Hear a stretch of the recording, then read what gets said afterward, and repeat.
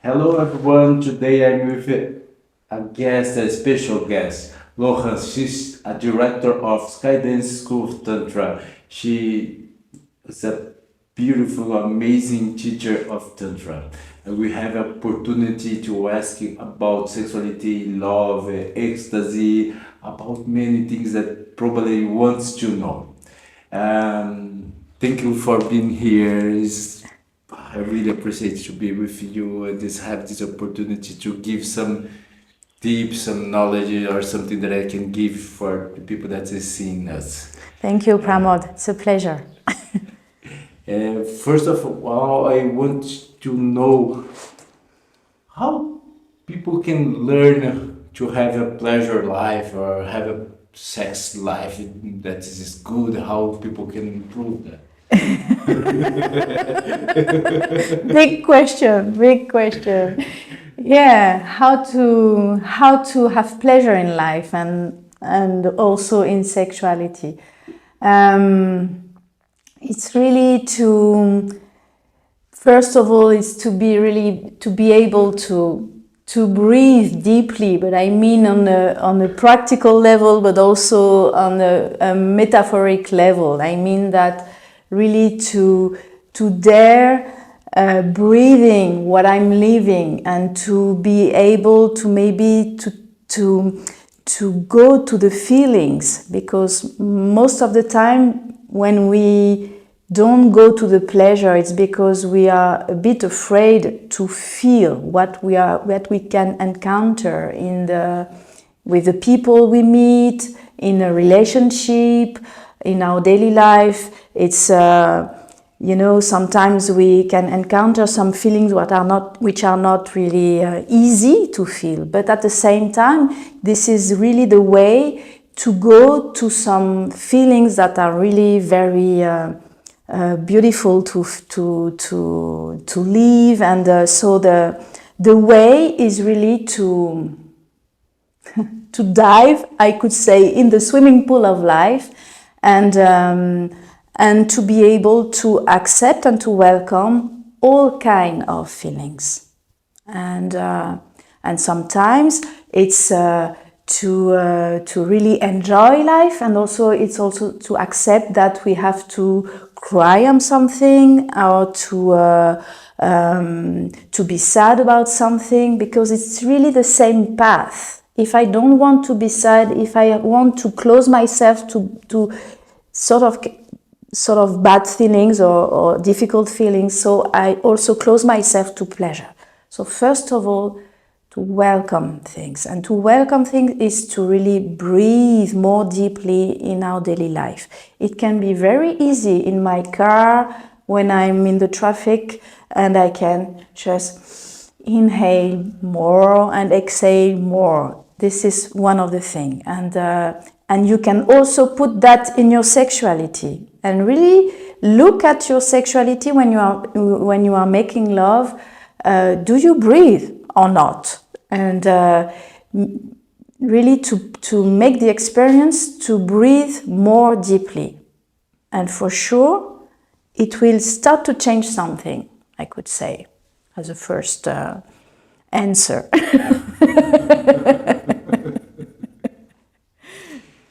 And what is Tantra for you? Why people comes to Tantra? People, they come to Tantra for many reasons. Quite often the people, they come to Tantra for their sexuality, because they encounter difficulties, or they would like to feel something else in their sexuality, or to be more at ease in the relationship with others. Why we come to Tantra for sexuality? It's because it's one of the paths that doesn't put apart the sexuality part, even if the Tantra path is not only about sexuality, but it includes to see and to experiment things about intimacy. So yes, they can come for that reason, and that's true that because we use a lot of body exercises that help us to be more alive in our sexuality and to be more creative, because we learn how to let go expectations, goals. I have to do this or that in my sexuality to be a good lover, for example. So it's really a path to be more able to relax and to jump into the unknown for ourselves, but also in the relationship with others. So this is one of the reasons why the people, they come to Tantra, it's for sexuality. I see also people coming to Tantra to be more connected to their bodies.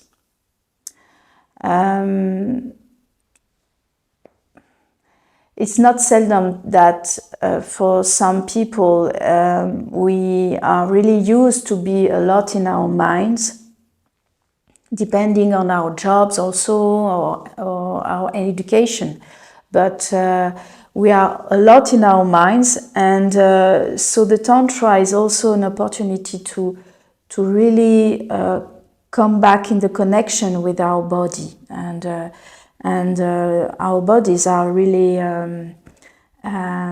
full of how to say that in English, of wisdom and knowledge, and it's a very rich world inside of ourselves. So quite a lot of people come to Tantra because it's so connected to the body.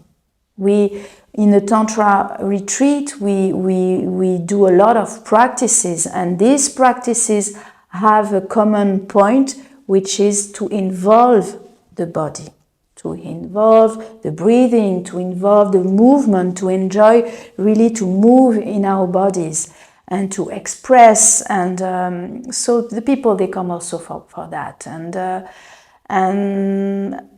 I have a third answer to your question, is that also some people, they come to Tantra because they read or they have heard that there's something connected to spirituality, and there's a kind of interest, even if we don't know really what we are looking for. It's like it's something connected to our true nature, that we know that we are bigger than just the limits of our physical body. It's like, when you are in front of a beautiful sunset, you can really enjoy something big, beautiful feelings inside, to be part of the world, to be part of the universe.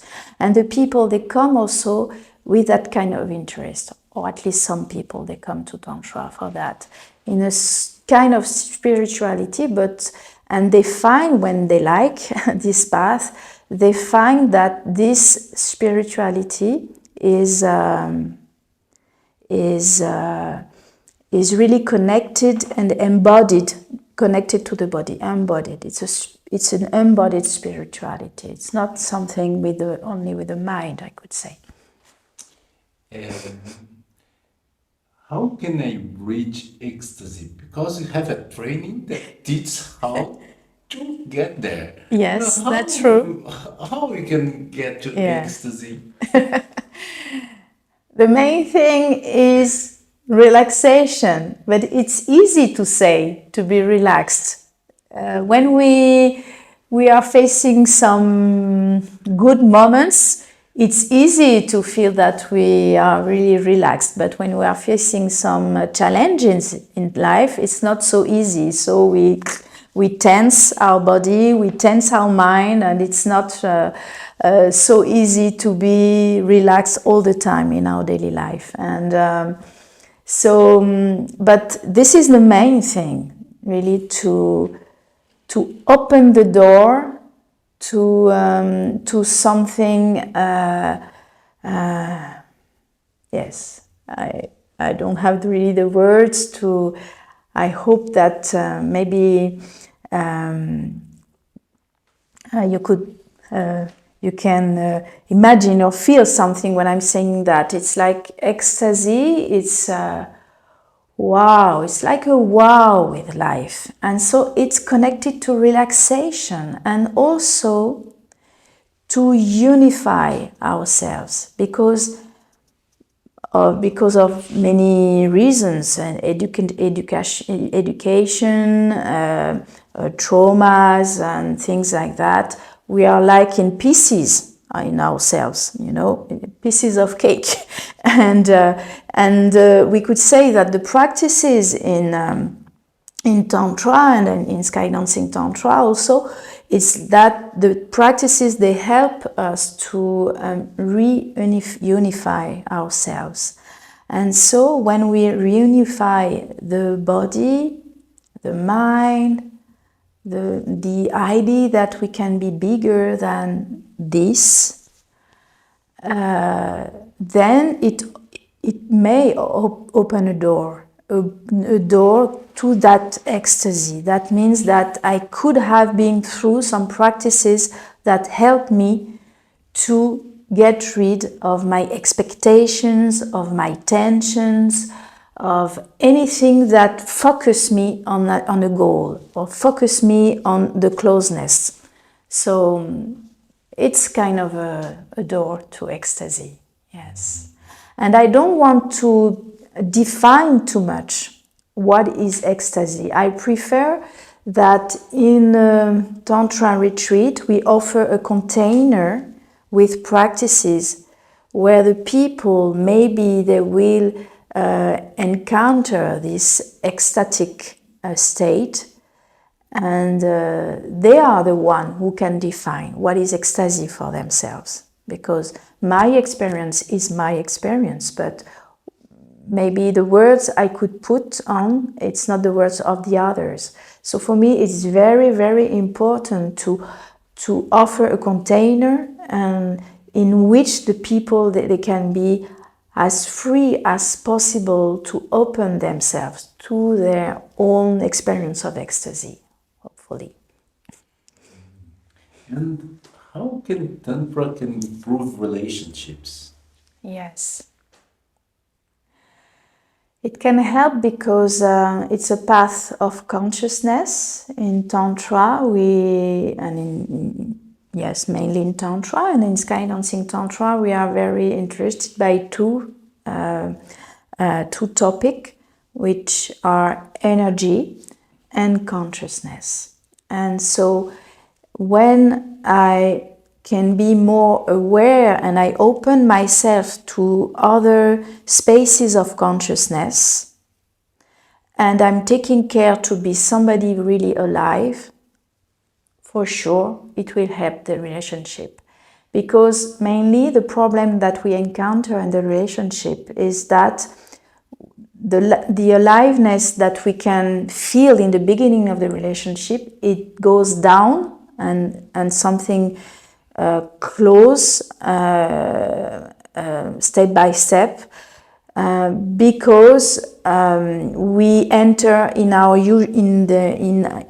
usual patterns, and because of our past, because of the past of the partner, and then slowly there's less and less aliveness.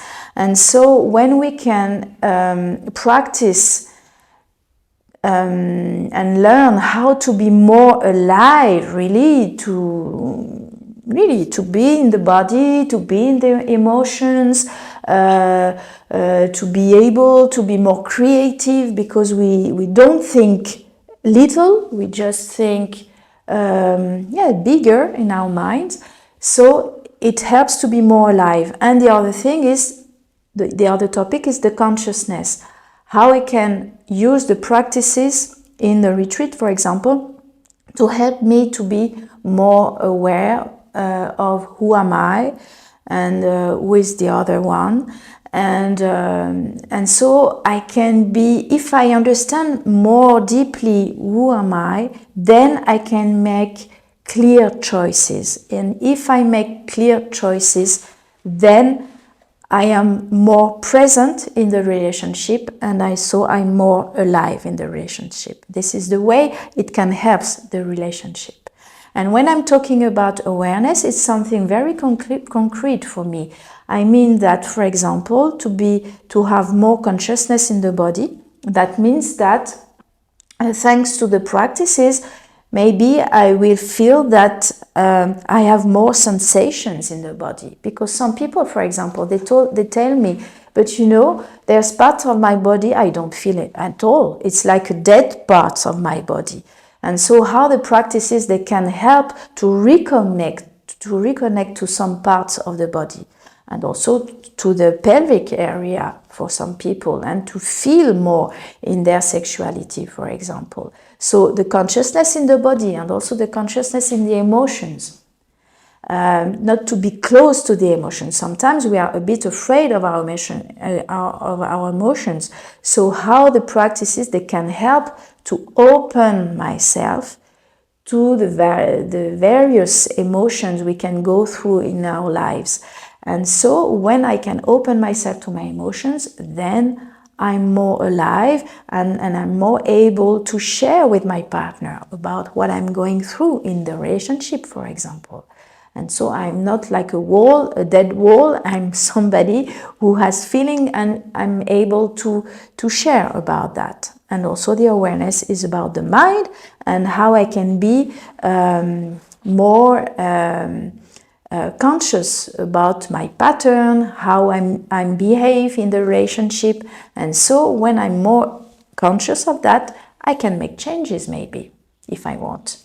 And the awareness also, if it has sense, it's also to be more connected to the energetical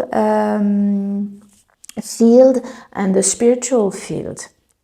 If it's interesting for the people, this is something that we address also in the retreats of Tantra. Yes. What about high states of arousal? How can we reach that? For me, high state of arousal, it's interesting to go there if we can also be relaxed in that stages. Otherwise, it's only tension.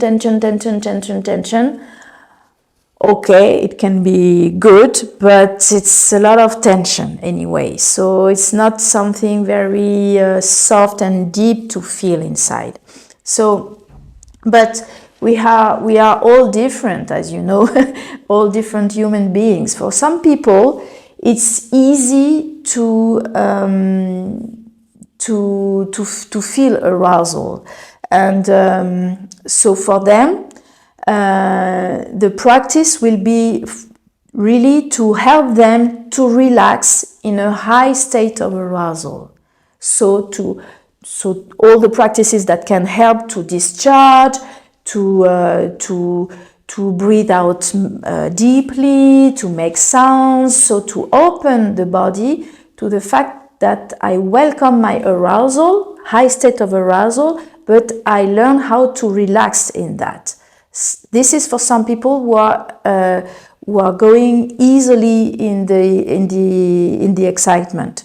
For some other people who come to Tantra, it's not easy to feel alive, and so it's not as easy also to feel the arousal.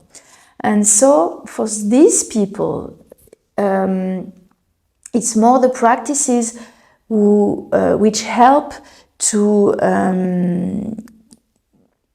really encourage the movement in the sky dancing. For example, we use a lot what we call the 3 keys: the movement, the sound, and the breathe, and an ample breathing.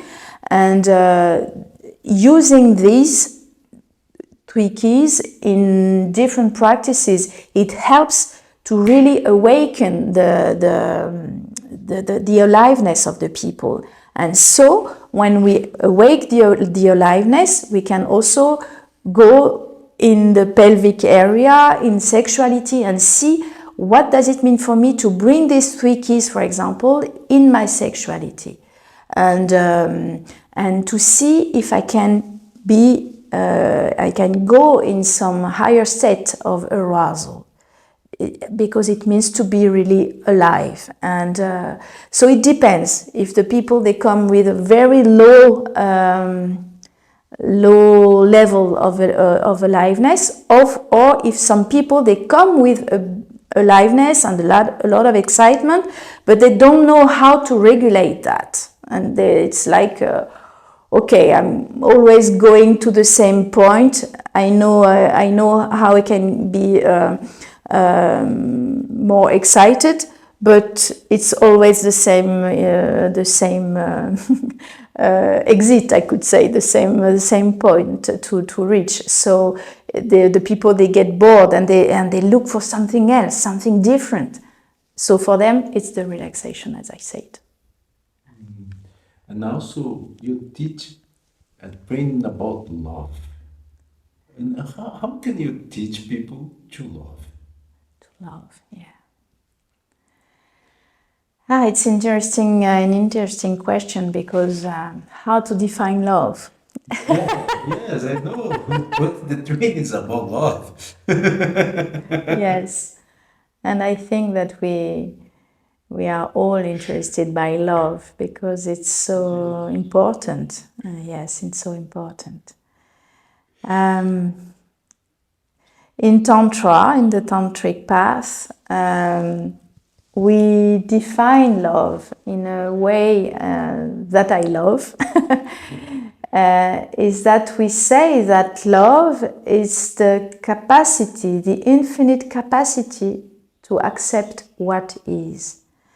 That means that it brings this definition, it brings to one topic which is very, very important in the Tantric path, which is the non-duality. I mean that, what is non-duality? That means that I don't say that something is beautiful and something is ugly, or I love that and I hate that. It's just how we can accept different facets of life. And that doesn't mean I have to submit to life, because I learn also in the Tantric path how to respect my limits, how I can behave the way which is good for me.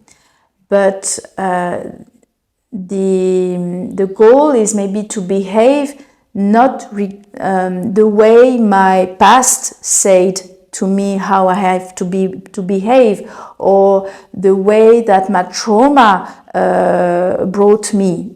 So it's really an openness to life, and how I can use any opportunities of life to see how I can be more in the acceptance of what is, not fighting with life, but just be there and accept to feel what I told you just before about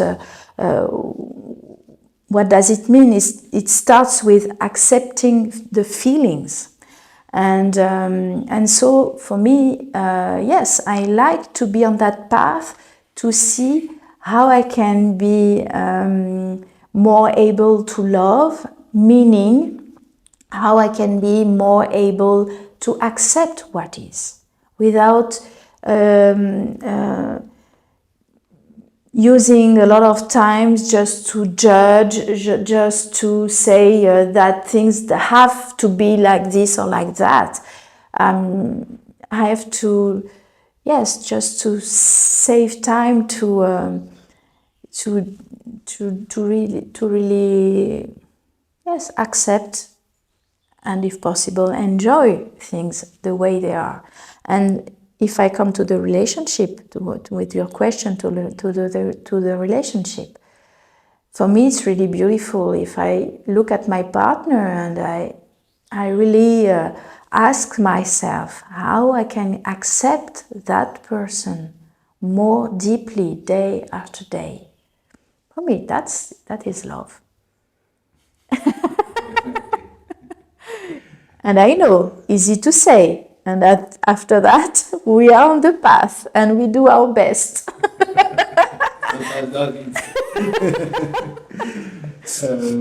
But you know, many people have sexual dysfunctions like premature ejaculation, like woman can't have pleasure, the sexual feminine dysfunction, that's no pleasure at all in sex time.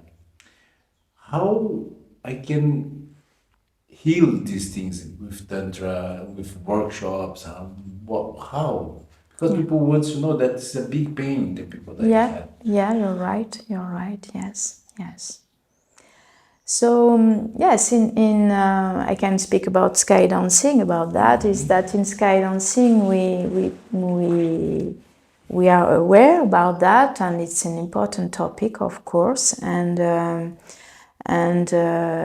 this is part of the start of the progression of the training that we offer to the people in a few weeks.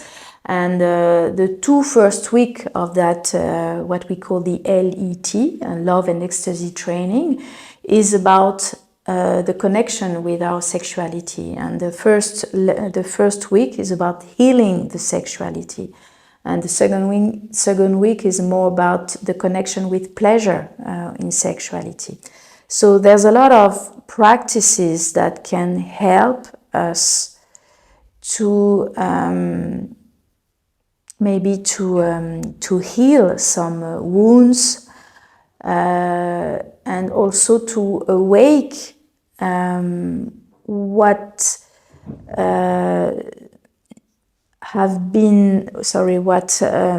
needed to stay closed for any reason in the past for the person, for example.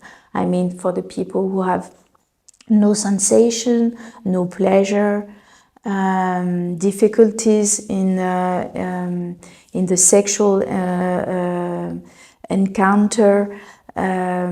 This is really how step by step I can rebuild maybe confidence in myself, confidence in the other, and sometimes it's really a path to go there, because sometimes we have a lot to heal around this. And so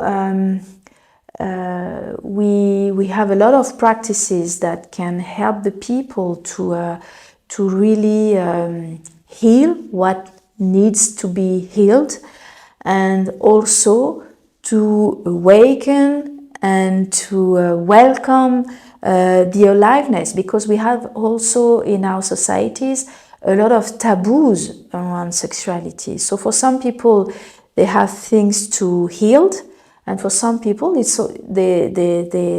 have the connection with their sexual aliveness, but it's more about the taboos of the society, of the families, and so on, and how I can really in some practices being helped to get rid of all these restrictions, I could say. And yes, that's really part of the path in Tantra. And why? Because we have a lot to do with our life force energy, and our life force energy is not something different from our sexual energy.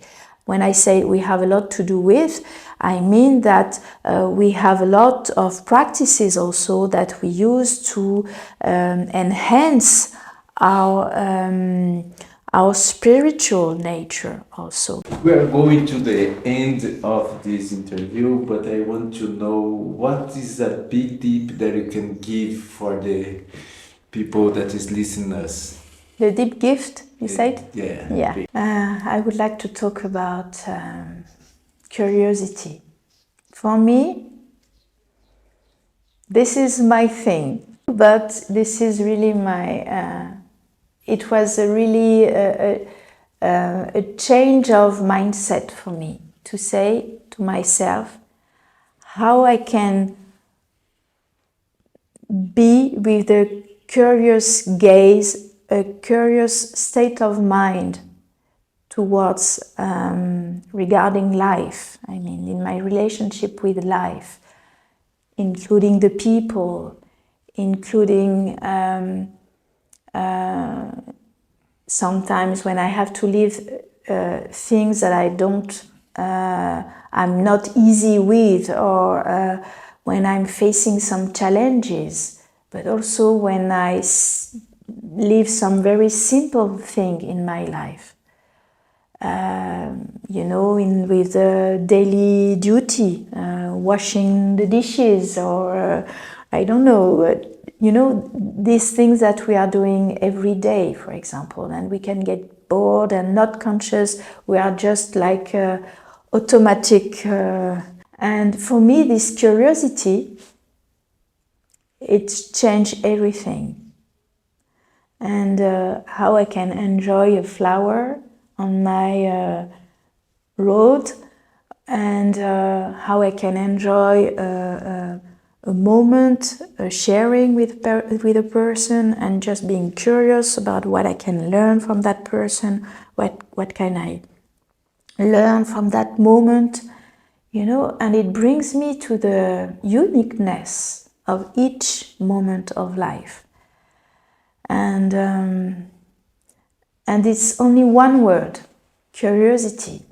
But it's easy to wear. We can put it in our heart, we can put it in our pocket, we can put it in our mind, just to remember to be curious about the others, about life. And yes, really, for me, if I practice this all the time, each time I can think about, okay, remember to be curious. It changed everything. Last question. People want to know, one thing that people want to know, how to reach an orgasm? Oh! Wants to know. Everyone wants that one. So, the answer for me is to reach an orgasm is to forget the goal. I'm joking, and I'm not joking. I mean that orgasm can come, the most beautiful orgasm, it's again an orgasm that can be reached also with relaxation. And so to be able to go to that kind of orgasm, that means to forget the goal and to be able to make love with somebody or with ourselves, forgetting that we want to have an orgasm, because it puts ourselves in a tension, and it's the contrary of what can help us to go to the orgasm. So yes, in a short way, I could answer that, to forget it. And for sure, it's not always easy to forget the goal, because that means, that means that I make love and I don't look for that goal of orgasm. Yes. That means that how I can enjoy the moment and be creative and enjoy all facets of the moment I share with somebody, for example, and not just being focused on something, because it's so poor to be just focused on one thing. There's so many things to feel, so many things to explore. So yes, sometimes it takes time to get rid of that goal. And when we get rid of that goal, then the orgasm can emerge by itself. I want to say really thank you. Really good to be with you. really good tips for the people. Really, thank you. I want to remember that she's a director of Sky Dancing School of Tantra, the school of Margonand that created, that comes here to give some LIT, Love and Access training in Brazil. If you want some more information, you can call us and say something to us, and we are here. And I want to say something about Brazil before ending. That this is my first time in this country, and I really loved the flavor of the Brazilian people. Thank you. Thank you, Pramod.